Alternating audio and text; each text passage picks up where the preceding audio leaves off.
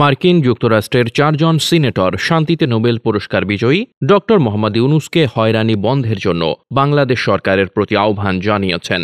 তারা হলেন সিনেট সংখ্যাগরিষ্ঠ whip Dick Durbin, Democrat Illinois, senator Jeff Merkley, Democrat Oregon, Tim Kaine, Democrat Virginia ও Peter Welch, Democrat Vermont. 2রা July প্রকাশিত senator ডিক ডারবিনের ওয়েবসাইটে বিবৃতিতে এই আহ্বান জানানো হয়েছে। এতে বলা হয়, প্রফেসর মোহাম্মদ ইউনূসের কোর্টে হাজিরা এবং তাতে সন্দেহজনক অভিযোগে তার 6 মাস পর্যন্ত জেল হওয়ার ঝুঁকির প্রেক্ষিতে এই বিবৃতি দিয়েছেন তারা। আরও বলা হয়, কমপক্ষে 1 দশক ধরে প্রফেসর ইউনূস তার বিরুদ্ধে বাংলাদেশে কমপক্ষে 100 অপ্রমাণিত মামলার মুখোমুখি। এর আগে তার বিরুদ্ধেই হয়রানির নিন্দা জানিয়েছেন কমপক্ষে 100 জন শান্তিতে নোবেল পুরস্কার বিজয়ী। এর মধ্যে আছেন যুক্তরাষ্ট্রের সাবেক প্রেসিডেন্ট বারাক ওবামাও।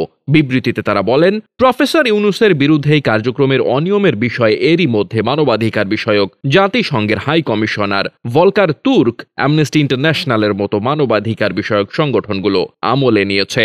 এর মধ্যে রয়েছে দেশের শ্রম আইন লঙ্ঘন ও অর্থ আত্মসাতের আরেক মামলায় সম্প্রতি দেওয়া 6 মাসের জেল।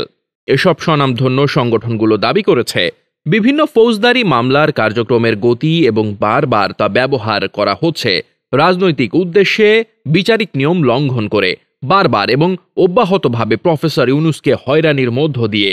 এটাই প্রতিফলন ঘটে যে বাংলাদেশের অনেক নাগরিক সমাজের সদস্য ক্রমবর্ধমান হারে সীমাবদ্ধ পরিবেশের মধ্যে রয়েছেন। বিবৃতিতে আরও বলা হয়, যদিও যুক্তরাষ্ট্র বাংলাদেশের সঙ্গে তার দীর্ঘস্থায়ী সম্পর্ককে মূল্যায়ন করে, কিন্তু অধ্যাপক ইউনূসের বিরুদ্ধেই আপাত দৃষ্টিতে ব্যক্তিগত প্রতিহিংসার অবসানে ব্যর্থতা সেই অংশীদারিত্বকে নেতিবাচকভাবে প্রভাবিত করতে পারে। যুক্তরাষ্ট্রের কংগ্রেসে অধ্যাপক ইউনূসকে 2013 সালে কংগ্রেশনাল গোল্ড মেডেল প্রদানের নেতৃত্ব দেন ডিক ডারবিন।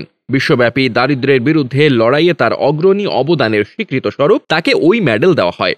এর আগে প্রফেসর ইউনূসের বিরুদ্ধে হয়রানি বন্ধে প্রধানমন্ত্রী শেখ হাসিনার কাছে চিঠি লেখেন Durbin, Merkley, Kaine, Welch, senator Todd Young, Dan Sullivan, Jeanne Shaheen, Ed Markey, Sherrod Brown, Sheldon Whitehouse, Ron Wyden এবং কোরি বুকার। ডেস্ক রিপোর্ট, বার্তা বাজার।